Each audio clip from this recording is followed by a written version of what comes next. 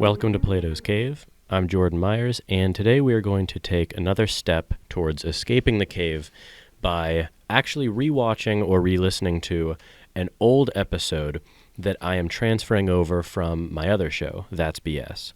So as I said before, this show is basically the new start to anything that I'm doing related to philosophy, and that show is continuing to be a political show, a show about society, culture, a more laid-back discussion show.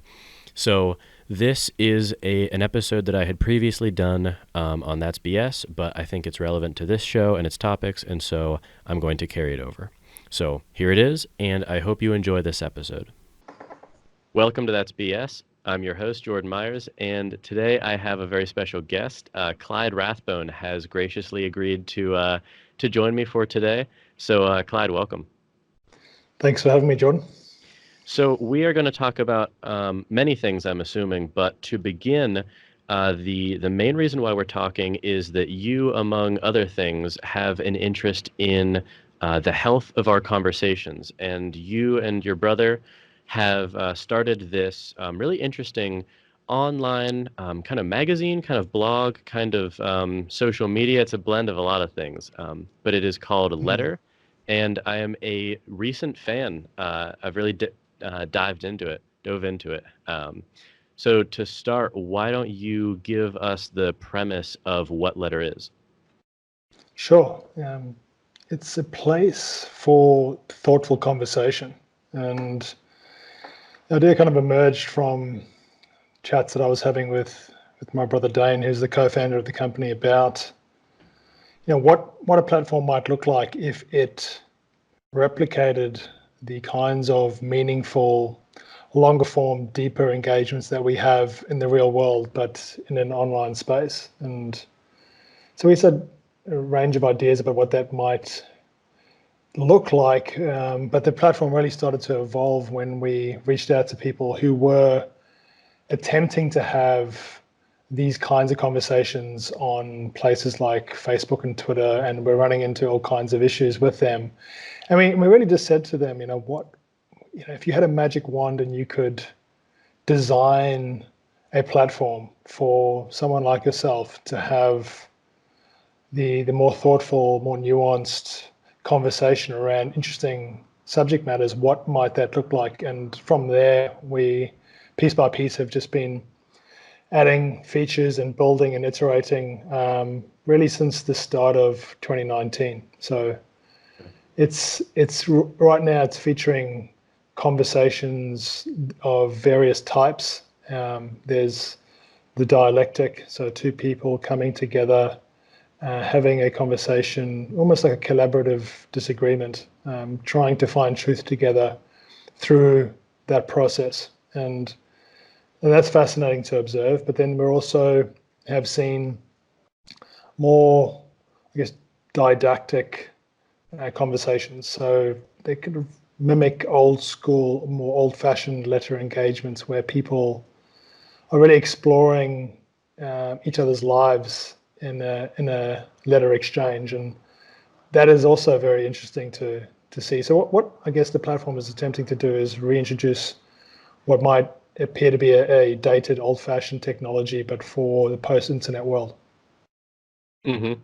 Yeah, and it, like you said, I've skimmed the conversations that you've had and some of the other conversations that caught my eye, and it's kind of astonishing to me how many different, not only types of conversations that can happen, but on the broadest of topics.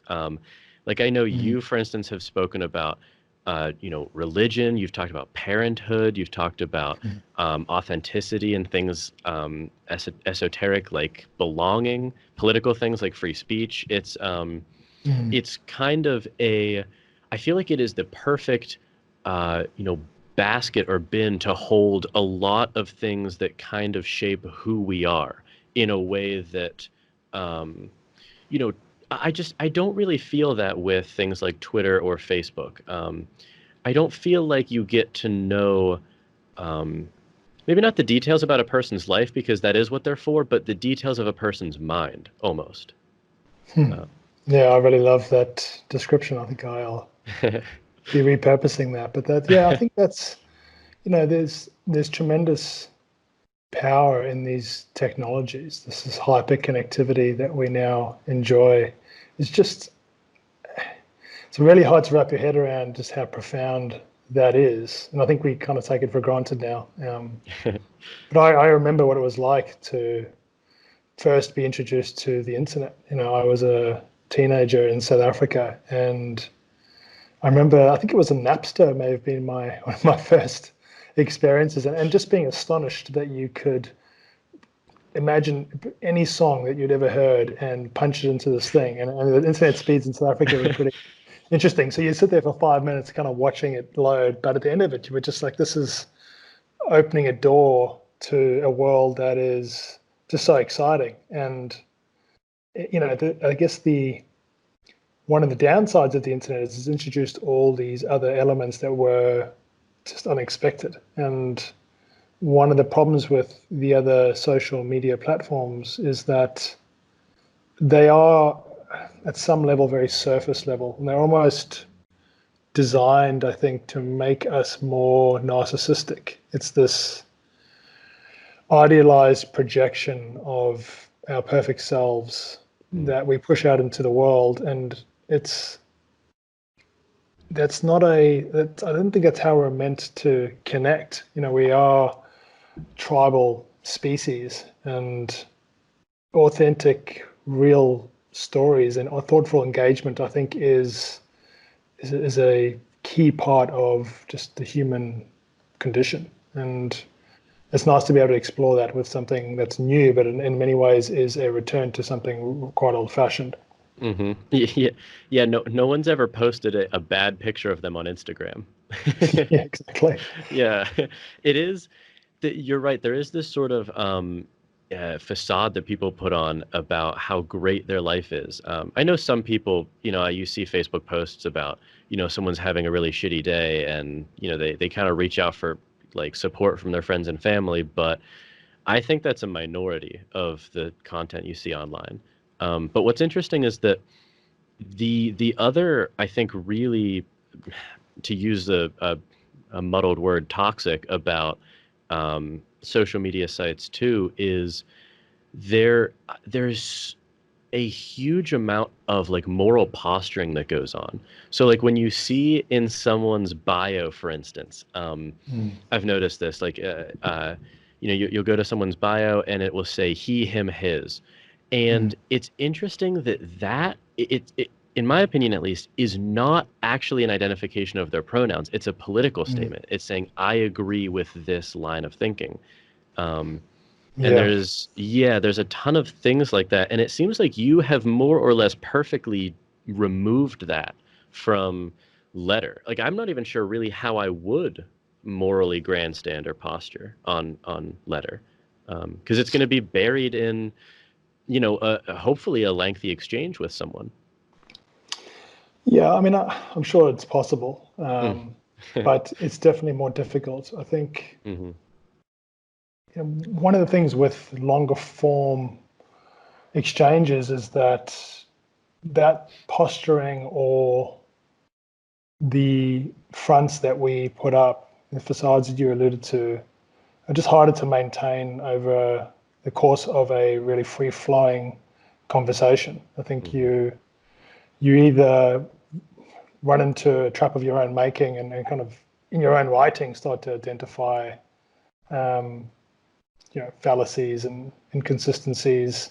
Yeah. Or as an observer reading an exchange like that, I think it's easier to, as you pointed to, it's a place to sort of peer into the mind of someone else in a way that's not readily available on the internet. And that's just tremendously valuable and something that we seem to have gone away from. And I think it gone away from in some sense because of the way that the platforms are designed. They're meant to be highly emotive because things that cause outrage or peak emotional experiences are likely to keep you around for longer, and that all links back to the advertising model. But I mean, as someone who's not been in this game for a particularly long time, it is fascinating to go on and to scroll through someone's tweets and try to get a sense of who they are and what they care about. And that is one thing I think that the platforms are really good for. Like if you want to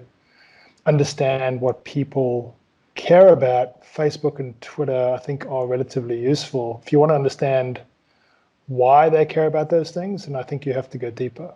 Mm-hmm. Yeah, it's hard to there have been times when I have sort of taken the hook and tried to have disagreements with people on Twitter, and it has literally never worked out once. Um, even Yeah. and even in like I think, for instance, with like this podcast, I have to a high degree crafted an audience who doesn't really like rhetoric and posturing, but even still. Like I posted the episode with the Peter Boghossian I talked with, and half of the comments are, this was great. Like people are asking me to explain things that he said that I said, and then it was just even in something like that, there were comments that was just like, this guy's a shill, he's a crackpot, and it's just like, well, like I almost have a hard time getting into that mindset.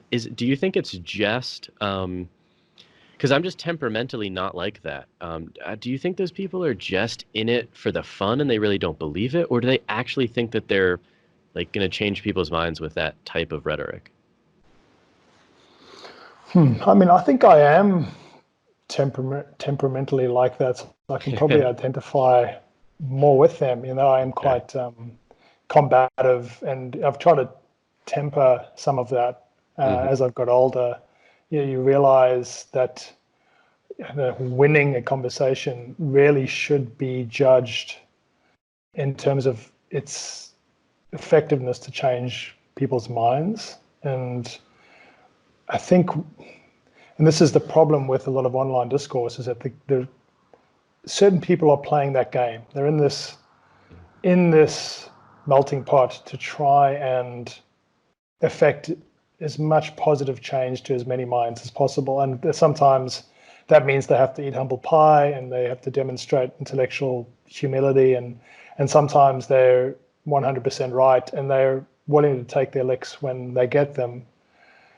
Another cohort of users are really just in it to win, and they define winning in terms of the ego boost they receive by playing to their audience. So how many likes and shares and sort of online pats on the back I get by making a snarky point about something. But so if you've got two interlocutors that are playing by totally different sets of rules, it's not difficult to understand why so many of these otherwise productive conversations go into the ditch. And I think one of the main reasons letter exists is to try and correct some of this, and at least go, what each of us believes is far less important than the process by which we investigate these subject matters. And in a way, it's an experiment in itself. Can we bring people together from, in many ways, quite drastically different parts of the ideological spectrum, and get them to have really good faith engagements and remain curious and open to changing their opinions? And it's been encouraging to see what's transpired so far, but there's obviously a lot of work to be done there. Yeah, I actually don't. I kind of realized this. So I am engaged in two different exchanges on Letter so far. Yeah, I noticed that. Yeah, and what's really interesting is that I subconsciously would begin each letter in a much more, I guess, just like respectful and productive tone than even I would on like a YouTube comment, like replying to someone. Like I don't know what really explains this, but I found myself, starting each letter with dear whoever, comma, and then I would always begin. I didn't even realize this until I was like 3 or 4 letters in. Actually starting with like what I agreed with in their previous letter, and then what I thought, what I thought was like the point of contention, and then moving from there. it was just like a very strange experience to step back and then see myself having done that. I was like, what the like, what the hell is this? Who's this person? When do I get to call them a Nazi? Yeah. Yeah, I mean that kind of feedback is just music to my ears and our team who've been designing the platform, because it's a challenge to create a place that, when you look at Letter, it's a very clean, minimalistic experience for the user, and that's actually really challenging to create, because there's this impulse to like add and tweak and craft things, and I think two things lead to the kind of experience that you've had on the platform. One is the sense that you're actually conversing with another human being, and that it's just you and he or she, is unusual in an online exchange, unless it's something like email. And the other thing is that I think the existing conversations that most people are exposed to when they first come to the platform, I do model this good faith that we're trying to promote as kind of the primary factor that underpins productive conversation. And I think whether people realize it or not, they do take their cue subconsciously or otherwise from existing use. If you come onto YouTube and 3 comments in, it's just, it's just a shithole. Yeah. complete shithole, then Yeah. you're much more likely to model that sort of behavior. If you come onto Letter, you see these long form, really thoughtful, respectful, civil engagements. I think that goes a long way, and protecting that culture and cultivating more of it is absolutely imperative to the success of what we're doing. We have to maintain that.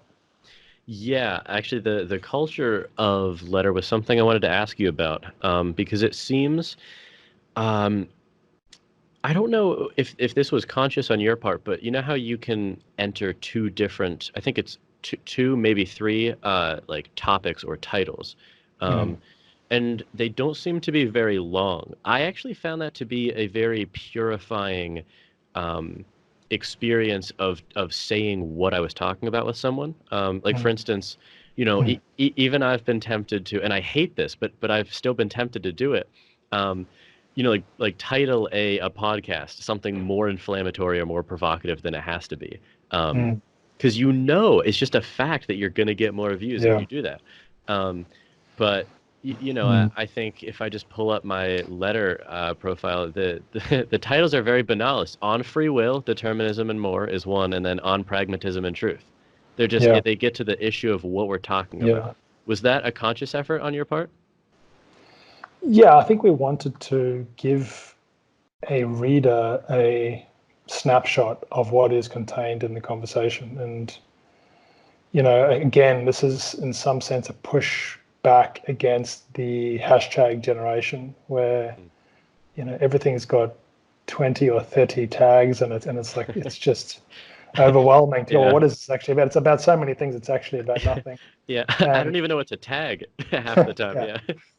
whereas, you've mentioned the topics, and really having to at least start with some framework and focus. And I think it is purifying, and I think it's important that we allow newcomers to start to kind of get a sense of, well, what's interesting to me. I can skim this and read these 3 things, and then decide if I want to go further. But we're still tweaking the Mm. design of the platform. Like we're not. Sometimes the topics work, and sometimes they don't. And you kind of said, there's this temptation to make something not clickbaity, but certainly a bit more provocative. I don't think there's anything wrong with that, as long as it's what's in there is true. It's clickbait is when you go in expecting one thing and you have this, and you just get Hmm. advertised. Yeah, But I think you want to be drawn in to conversations that are valuable, regardless of what the hook is, as long as it's not misleading. that's true. Yeah, we need to get into an argument here so I can say Clyde Rathbone destroys host of, Yeah, host of yeah. that The of topics that. are Yeah. I destroyed Jordan. Yeah. So you mentioned earlier, I'm assuming you're familiar with Peter Boghossian's work on why epistemology is more important than the actual beliefs you have. I was curious if you had any. It seems like there's a parallel to that where systems and incentives are stronger than any individual or willpower. So it seems like the incentive of letter, the way to get something promoted or to have people follow you is to have a good, lengthy, productive conversation, not write like an open letter to someone or tweet at someone without any expectation that they'll actually get back Yeah. to you. Yeah, I think that's important, is that it's, when you think of the concept of an open letter, I think most people consider that to be a rhetorical public statement that's usually critical of someone or something. And we want criticism, but we want it to be with the expectation of a response and an engagement. And if we're incentivizing anything, it is curiosity and truth and good faith. And I think if you can make a platform that creates virtues out of those values and practices, then you're onto something. And I think we're on our way. We need larger data sets and more users and more growth and all that sort of stuff, but it's certainly trending in the right direction. And these are different incentives to the types that the traditional platforms imbue. Yeah, I noticed you were writer number 1 on Letter, and I'm writer number 119. How many people are on the platform now? Do you know an approximate number? I don't. It must be like somewhere between 150 and 200. Okay. There's not that many. I mean, I say those are writers, obviously. And Yeah. the exciting thing from our perspective is that the retention and engagement, and this is all, you start getting into startup tech speak here, so just pull me up if I do. But once people have actually experienced it, I think that's one of the major differences. I can describe Twitter or Facebook or Instagram, and your guess as to how valuable those platforms will be for you is probably going to be relatively accurate. A lot of people, I think, are skeptical about the value of long form exchanges, not just long form writing. I mean, there's obviously places like Medium, which are just awesome for putting your thoughts out into the world. But I think the value of engagement and conversation is just more profound than we anticipate. And I think having an experience of that, especially if it's one that actually shakes your confidence a bit and gets you to revise some tightly held, cherished beliefs, it's uncomfortable, but if you can push through that discomfort, the other side is worth getting to. And the more we can model that and the more we can see that, I think the better chance we have of being around for longer.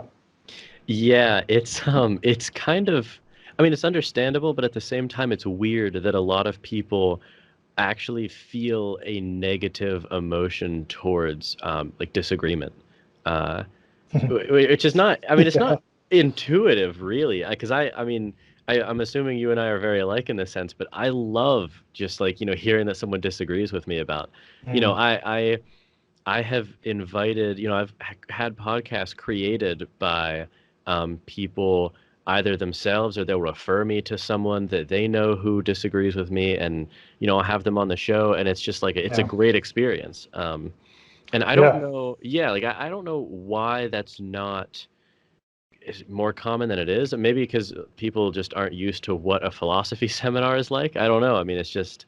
Yeah, I mean, it is interesting because I don't come from any sort of academic background or high school qualification. Then I went straight into professional sport, and I think my valuing of disagreement is a product of my upbringing. And Dane and I often talk about what life was like in our home growing up, and it was chaos and I've got three Survival of younger the brothers. fittest. Yeah. Yes, with three younger brothers. My Yeah. parents are very opinionated Hmm. people, and it was just, we thought that was, huge arguments breaking out over the dinner table, almost every night. That we thought that was normal until we started going to other places and realizing how, it's just, and we picked up a lot of bad habits. I'm not saying it was the Of perfect course. model, but Yeah. I think the thing that we really valued was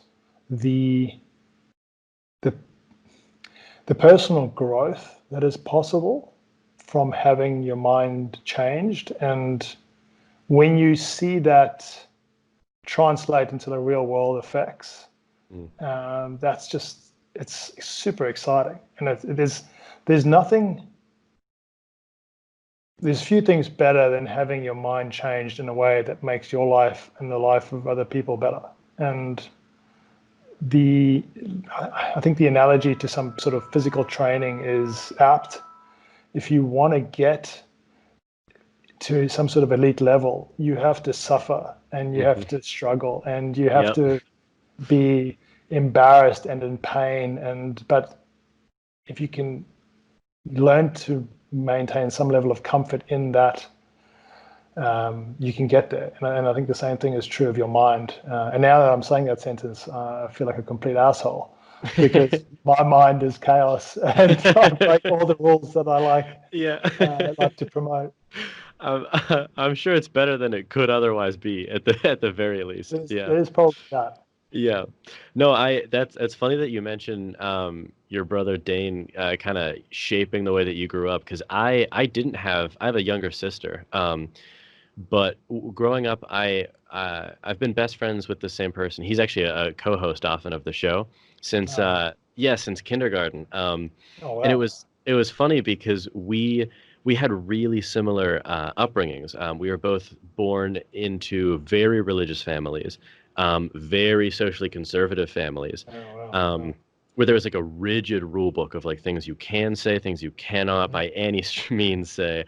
And um, it was really interesting because we both kind of formed. It's funny, like we say we raised each other more than any family member ever raised either of us, because we started just sort of like exploring ideas together that we couldn't explore with Wow. That's like awesome. family or siblings. Yeah, it was incredible. And we both at a fairly early age, between 12 to 14, 15, kind of discovered like Christopher Hitchens debates, Sam Harris Oh debates and wow. stuff. We would hang out like after school and gleefully watch like a 2 hour long debate. And like no one else our age was doing that. Not, I don't want to toot my own horn, but it was cool to have that experience of um, having someone who, it's just like you almost say like, okay, well, fuck it, like whatever we believed before, like let's just investigate something now.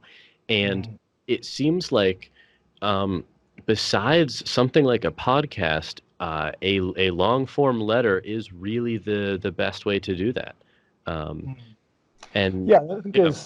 there's sorry that you were finishing a Oh, thought no, there. no, no. I was just thinking out loud. Go ahead. Yeah, I think I think podcasts, the success of podcasts in the last 10 years, at least the last 10 years, has opened the door for what we're doing in a sense. Because I mean, I was saying to you before we started recording, I cycle into work every day and I'm learning, and it's through Yeah. conversation. My favorite podcasts are conversations. It's very rare that it's just one person speaking. Hmm. Yeah. There's exceptions to that. I think Dan Carlin's Hardcore History is Oh, just it's epic. phenomenal. Oh, So good. it's, if you go down that rabbit hole, expect to lose lots Oh, of it's hours so of good. life, but Yeah. there's no regrets.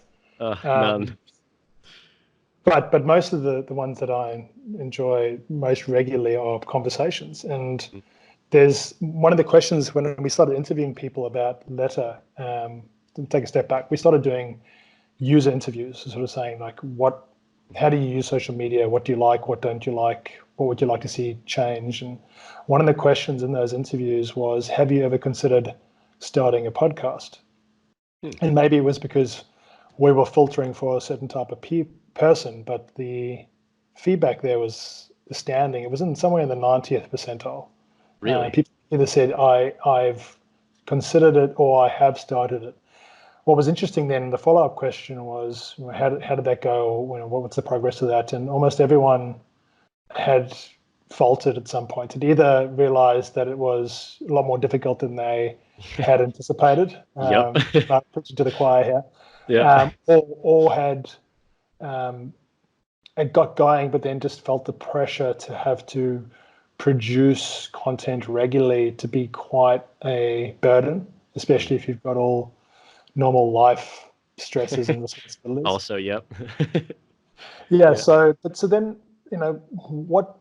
where that led from Letter's perspective is to the point where anyone who wants to have a conversation in a long form way can do that without the technical sort of what else was the problem? I guess it's a technical issue, but it's also a skill set issue. Like some people are just better at communicating in text. And the other, I guess, major advantage to writing a letter versus a podcast is that the breathing room that the conversation has. Right now you and I are talking and I have to come up with something to say in seconds. Yeah. I know that if you emailed me these questions and I spent an hour responding, everything that I communicated would be clearer and sound a lot more intelligent. So there's advantages to writing there. And I think the people who love podcasts are likely to enjoy letter as well. And further down the track with the platform, we want to start to decouple the modes of communication. So if someone writes a letter on Letter, starts a conversation, we want the reader or the consumer to be able to listen to that in audio. And the text-to-speech technology is getting really exciting in the last couple of years. And vice versa. If someone has a conversation like this, we want to be able to convert it into text and put it on the platform so that people aren't limited to the medium that they best learn by. Yeah, the only problem with speech to text is you'll quickly see how poor of a speaker you are. Yeah, it's not terrifying. you specifically, but No, yeah. I've seen people that people that I know are brilliant, and you see a transcript of the podcast, and it looks like something Trump might have said or something. So Yeah, just wrong exclamation point. yeah. Yeah. No, it's astonishing because like even my co-host commented to me once. He said, it's weird that we tend to speak in such jagged sentences where we're just sort of like, and he was saying it in a positive light. I think it kind of shows how we're really just wrestling with ideas. We don't have preformed thoughts about a lot of things.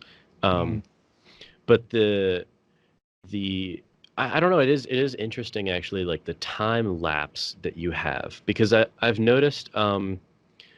I guess for myself so far, there's a different. I guess there's like a different manner in which I write letters on letter versus something like responding to a tweet or a YouTube comment. Because when someone comments on like a video and I think it's worth responding to, I just respond to it right there.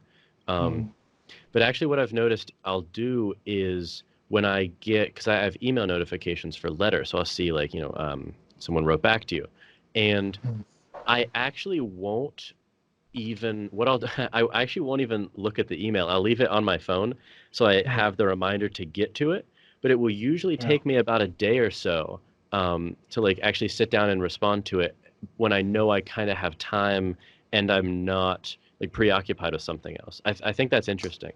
Yeah, it is. And it's a muscle that you can train and that most of us has atrophied. And I know I had the same experience. There's kind of two modes that I found myself in writing on the platform. One is I can't do anything else except sit down and write this letter because either I'm convinced that the other person's wrong or they've said something that's pissed me off. And it's just like this, it's this very mindless but focused experience, and you kind of smacking at the keyboard, and usually you'll review what you've written and go, okay, most of that was garbage, and you'll take a few steps back. But then the other mode is the one that you've alluded to, which is it's the slower pace, and I think that's again something that we want the platform to reflect, is that we don't want you coming onto Letter every day. If unless you're doing something, you're gaining some value from it, but it's meant to be a lower volume, higher value platform. So it's always going to be harder to write a letter than to write a tweet. But what we want is that people, when they review the time that they've spent on Letter, they really do feel that it was amongst the most valuable time they spent on the internet that day or that week. And I think there's some strong correlation between value and effort.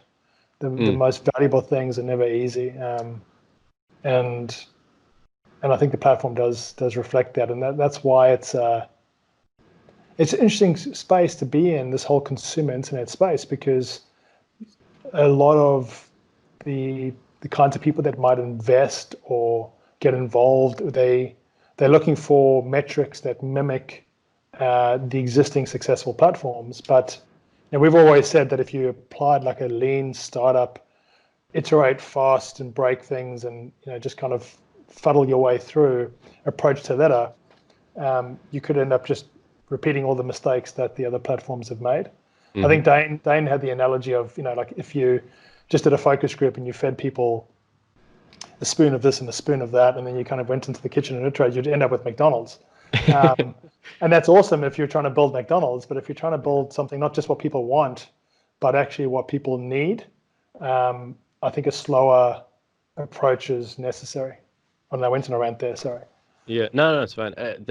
What's kind of struck me with the food analogy is almost like, it's kind of weird. Have you ever had the experience of actually enjoying something that tasted bad because it was good for you? There's almost like this weird, I don't know. You know how like sometimes if you eat ice cream halfway through like the ice cream, you're just kind of like, oh, what am I doing? Oh, I mean, maybe not halfway through, but almost immediately after you're filled with Yeah. regret. Yeah. Yeah, exactly. I mean, I think there's a few things that capture this problem really well, or this experience. So one is meditation, and the other is something like yoga. If you just describe these activities to people, like imagine I said to you, Jordan, I'm going to invite you into a small room filled with strangers.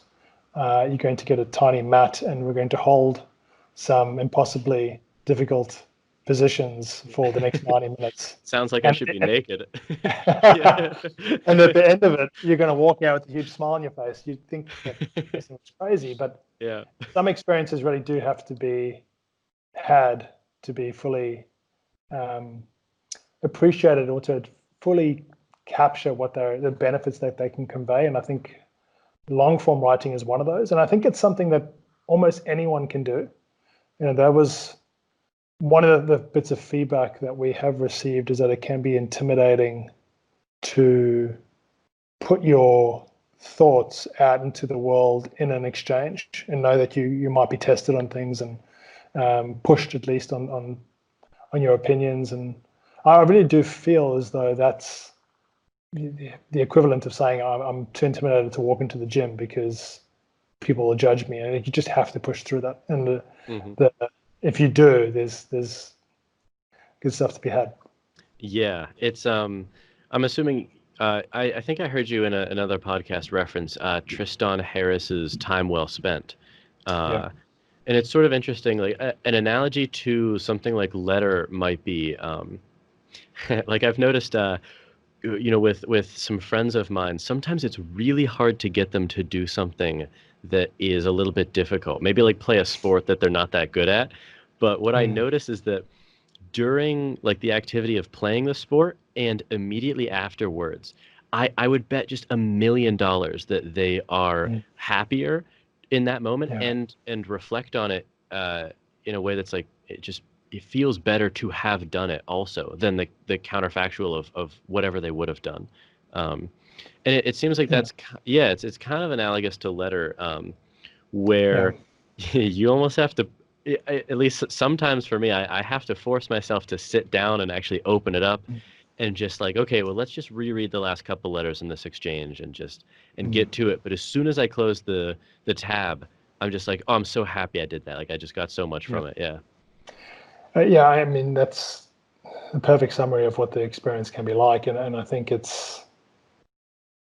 mean, so much of modern life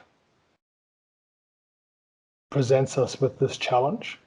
The challenge being what we know is good for us and all the other options that are available. That this tension between short-term gratification and like deep long-term value and even short-term value is, I really do feel like this is a modern challenge to some extent. Like when we were tribal communities, our day-to-day existence was food, shelter. Yeah. Really, and I think there's something. I mean, it's easy to see why these communities were so happy. I mean, I don't want to just kind of paint this idealized picture. I'm sure when they didn't have Sure. dentistry, um, they weren't thrilled. But Wasn't that great? Yeah. yeah, but I do think having truly immersive, rich, communal experiences was on tap back in the day, and now we get the promise of those experiences through the Facebooks and Twitters and YouTube, but it never really fills that space. Or it rarely does. I shouldn't say it never does. And on Letter, that is the space that we're trying to occupy. It's meaningful and it's valuable. Yeah, no, I've totally noticed that in my own life. Like it almost seems like once you if you could just manage to get over that hump at the beginning of things, it's Yeah. just like you could never imagine like having not done it. Um, I Mm. like even like with our podcast, sometimes, you know, it's a big mix of things. Like sometimes I'll have a one-on-one with someone like yourself, and then sometimes it's me and sometimes three other co-hosts Mm-hmm. we'll sit down and just, you know, grab a couple of beers and talk about a paper we wrote or a paper we read rather or something. Mm-hmm. And it's just it's this really strange kind of a ritual at this point because we do it the same time every week, Mm-hmm. and it's you know, there's some gripe sometimes about like, I just didn't want to read this week, or I didn't read all of it this week, or whatever it Yeah. is. Um, but it's funny that just like everyone has said that it's like something really like that they look forward to, even though it's something that's hard. And honestly, Mm. if you, it's weird because if you sample any individual like point in the preparation or maybe even during the podcast, sometimes your enjoyment level can be pretty low, but the Mm. entire Mm. experience itself has a very high level of enjoyment, which Yeah. is it's a Yeah. weird it's a weird thing to experience. Yeah. I mean, I think if you were running a marathon that never ended, that would be torture. It's Uh, Sisyphus, yeah. yeah, but Yeah. crossing the line and having, Hmm. just giving that sense of accomplishment and yeah, and growth that can convey is just and I don't know if it's possible to really master this without going to live in a cave somewhere in Yeah. Nepal.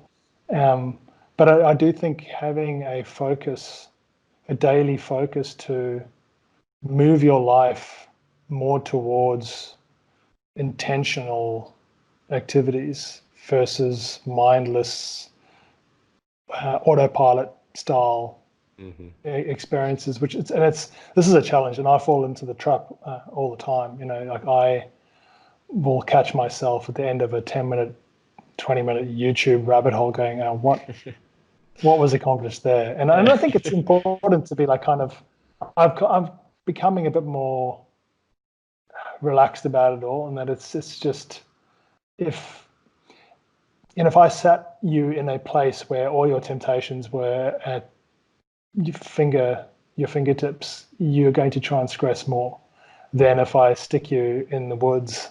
Mm-hmm.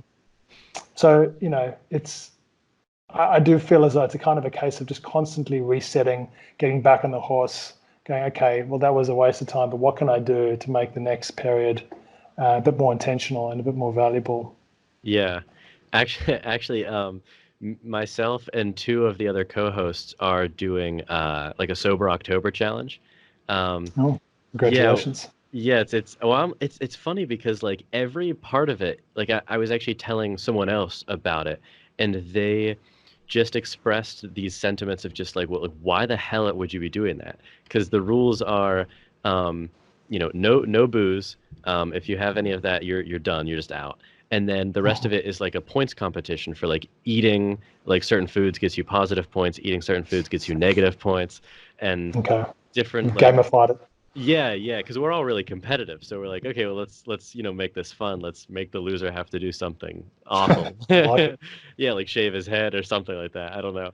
Um, and it's like it's funny because it's I feel like a minority of the people I tell that to are like, wow, that sounds fun. I want to join. And the majority of people are like, why would you want to do something difficult? Um, Mhm. and I wondered if you had any thoughts because it seems like letter can be interpreted like that to some people. Mhm. How would you go about getting someone to join letter who may say, "Why the hell would I do that?" Yeah, I mean, I guess it's the same strategy that I would employ to get anyone to do anything that I thought was difficult but valuable, and that is to just take the first few steps into it. If you're trying to get your diet sorted, or you're trying to get fit, or you're trying to learn a new skill, you really just have to get your hands dirty and Mm-hmm.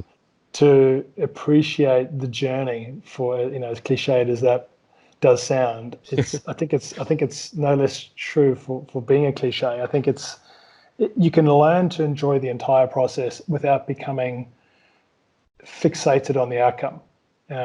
Maybe this refutes my marathon point from earlier, but you can learn to really enjoy these experiences that from the outside looking in just look miserable. And I think Sam Harris has talked a bit about this. Like if you wake up in the night with the same pain in your arm or your legs that you get from a workout, you would be Mm, rushed to emergency. But if you've chosen them, and you've chosen them with a bigger picture in mind, they can be immensely pleasurable. mm-hmm. And I think letter falls into this wheelhouse of activities that are hard but worth it. And and I guess the message would be to give it a shot and to really commit and review it. And it might be that something interesting is discovered, and you add this to the list of things in your life that you want to revisit regularly, because they make it better. Mm-hmm. Or it might not be for you, and you can bail out.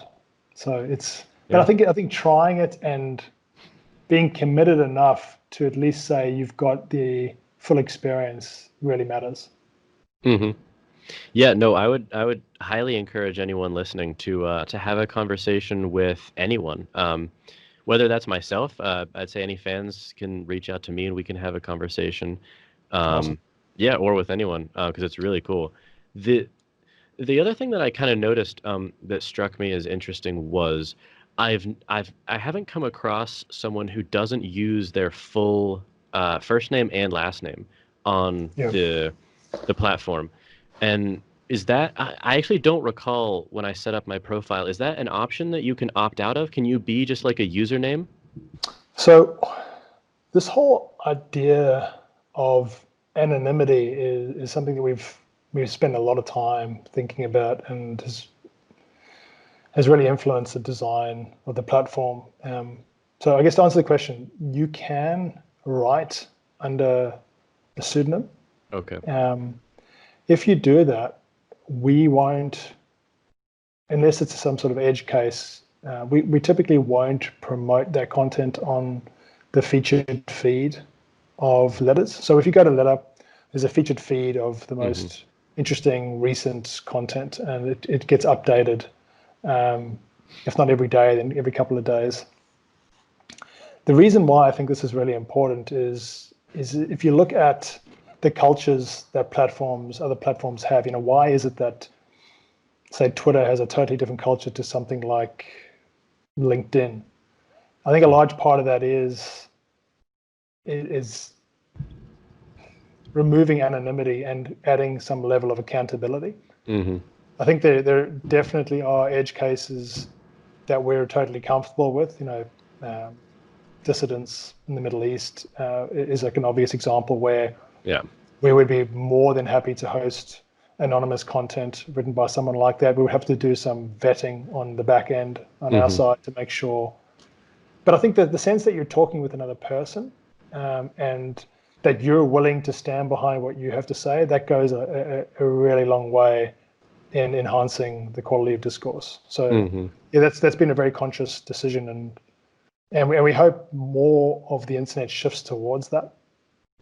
Yeah, I have a friend who I won't name him obviously, but he uses his full name first and last on Facebook, and on Twitter, his username is sort of it's like a play on his name, I guess you could say it, and then his Reddit profile is just nothing like his name.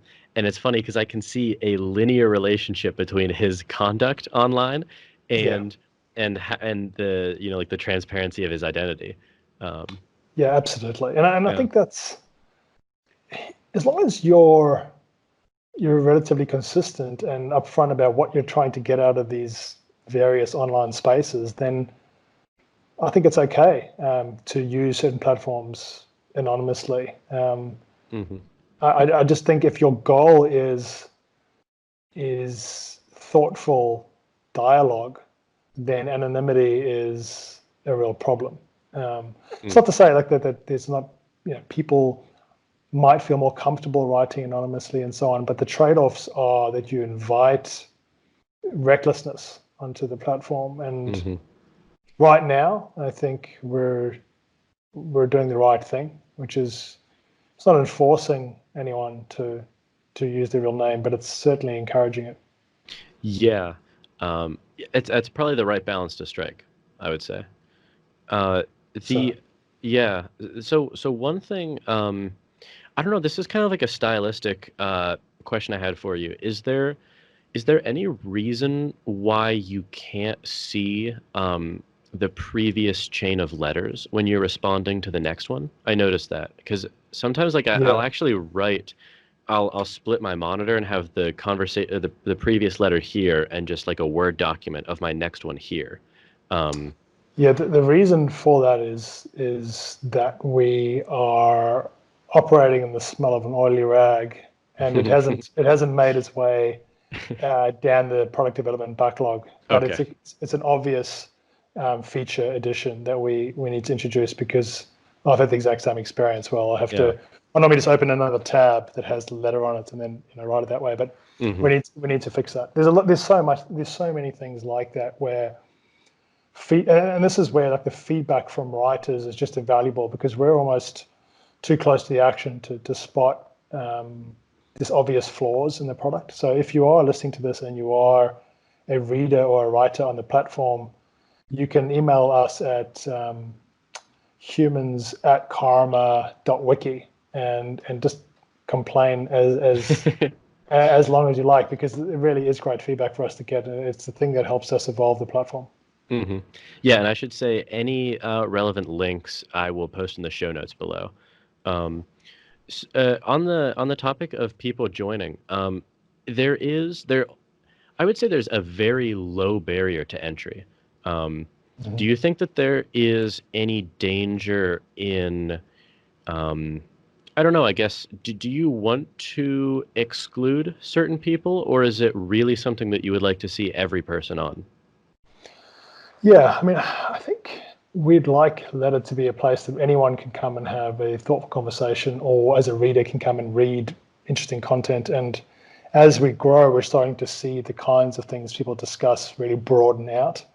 So we've started with a cohort of academics, but now we're seeing just everyday the mainstream getting involved, and tackle topics like you mentioned at the beginning, strength and conditioning or parenting, and it's stuff that it's not some esoteric academic subject matter. And I think that's really important that we do that. But then as the platform evolves, I think it's really important that the individual user can customize their experience on the platform, so they're only seeing content that's relevant to them. If you don't want to see stuff about postmodernism, but you're interested in architecture, then it's important that you can narrowcast your experience to get the relevant content. How would you do that? Do you have anything to do that now? No, right now you're just thrown into the deep sea of content. Over time, I think it's relatively. Again, I say this as a non-technical co-founder of the platform. I believe this is not particularly challenging technically. We just need to throw our programming team at it. And give them enough time. I guess you could almost follow certain topics or something like that, because I know you can follow different conversations. Yes, you can follow individuals and subscribe to conversations. So if you follow an individual, you'll be notified whenever they write or receive a letter. If you subscribe to a conversation, you'll be notified when a new letter appears in that conversation. Being able to follow topics is just an obvious addition for us. It's coming. Yeah, cool. Do you think it would be useful / a good idea to kind of have like a because there's no kind of inconspicuous way to remind someone to reply back to you other than writing a letter. Do you think like a private or public kind of reminder would be a good idea? Yeah. I mean, we're starting to see some of this happen on the other platforms. So people are sharing their letters to Twitter, and that creates its own comments thread. There's no comments on letter itself, but we've almost outsourced comments to Twitter.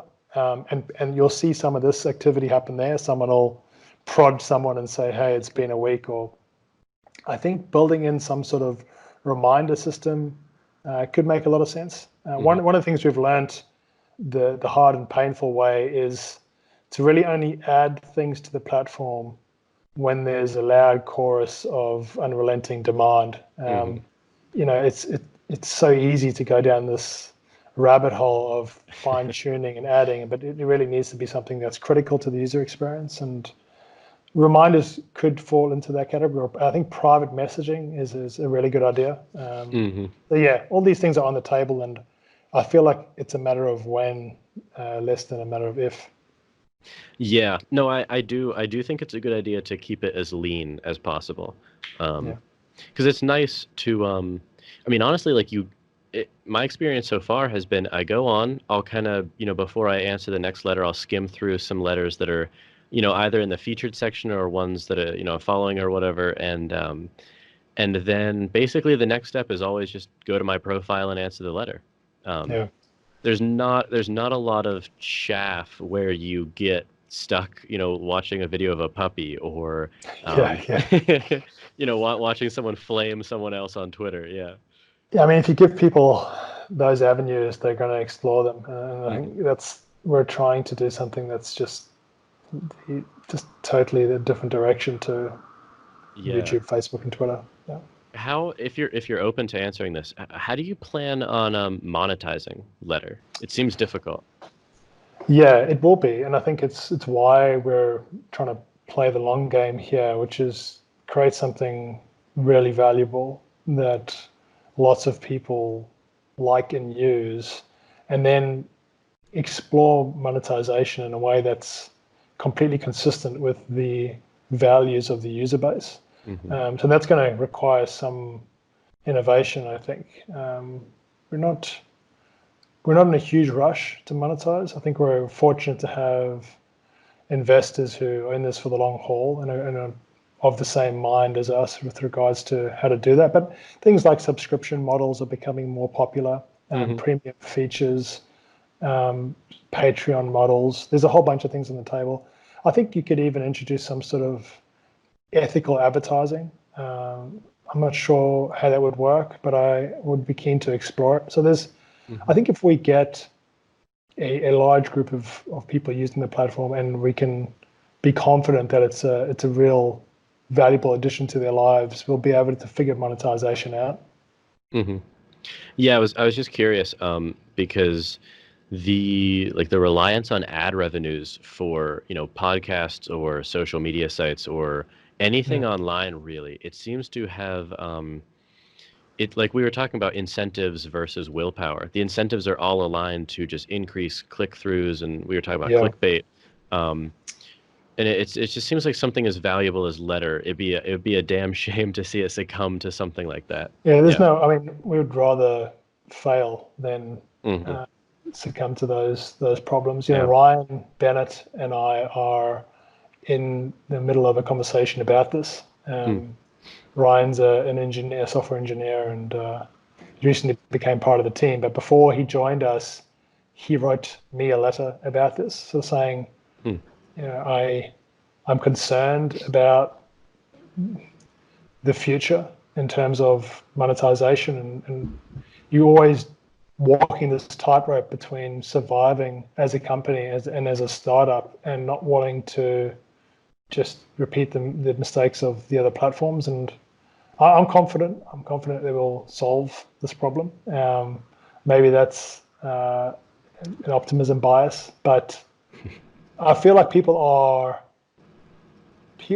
ready to act more consciously and ethically around the use of online platforms if they feel as though there's a strong level of alignment between their values and those of that of the platform. And I think the internet is just waiting for people to explore this. So Hmm. first problems first, we have to create a platform that people really want, and we have to grow to an extent where these problems become live. Right now, they're dormant potential future problems. And if we get to them, things have gone well. Yeah. I hope you get to them then. Thanks, Jordan. Yeah, that's the plan. Yeah. I want to be mindful of your time, but before I let you go, I have one last question for you. If you could have a letter exchange with anyone alive or dead, who would it be? These are always the questions that I know tomorrow morning I'll have the perfect answer for. Yeah. Well, you can tweet Just, tweet it to just, me and I'll. just let me think about it for a Yeah. second. I think it would be really, really interesting to have a letter exchange with an ancestor from a period of history, say,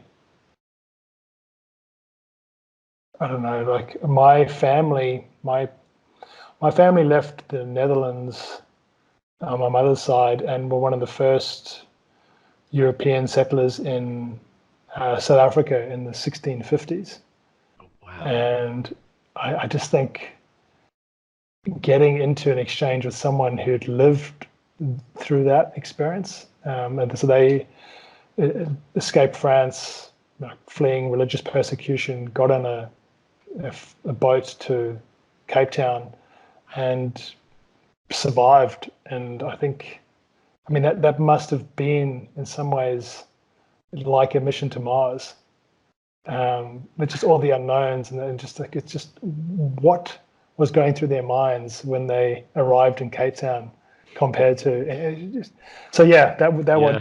that would be, I would love that. And I guess in a way that wraps into one of the things that we're most excited about with the platform is that the persistent value of the exchanges.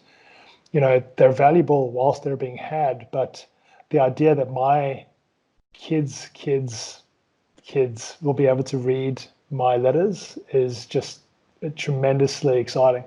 Yeah. I would read that letter exchange. That Yeah, that would be incredible. yeah. Um, Well, yeah, Clyde, I want to thank you very much for coming on and talking about this. And please tell people where they can find out more about you and more about Letter.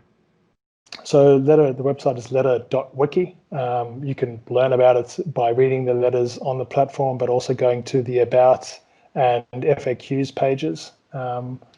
And yeah, I would really encourage people to dive in and start an interesting conversation with anyone that they think would be a worthy correspondent. And Jordan, thanks so much for this opportunity. I've really enjoyed talking to you. Yeah, thank you so much. And to our listeners, thank you for listening. Well, I hope you enjoyed that episode and learned something from it. And if you want to support my work and what I'm doing, you can do so by supporting me on Patreon. You can go to patreon.com/Jordan Myers and donate on a monthly basis and receive rewards for your donation. Again, that's JORDANMYERS. And the links to everything will be in the description below. If you can't monetarily support me, you can support me in other ways by liking this video, commenting on it below, reviewing the show on iTunes, or sharing it with a friend or with your Twitter followers. You can also email me at platoscavepodcast@gmail.com and follow me on Twitter at Jordan_C_Myers. And if you want, you can check out my other show called That's BS. It's a more discussion-based show with me and friends. I mentioned it at the top of this episode. So if you enjoyed this, please consider supporting me on Patreon. And as always, thanks for listening.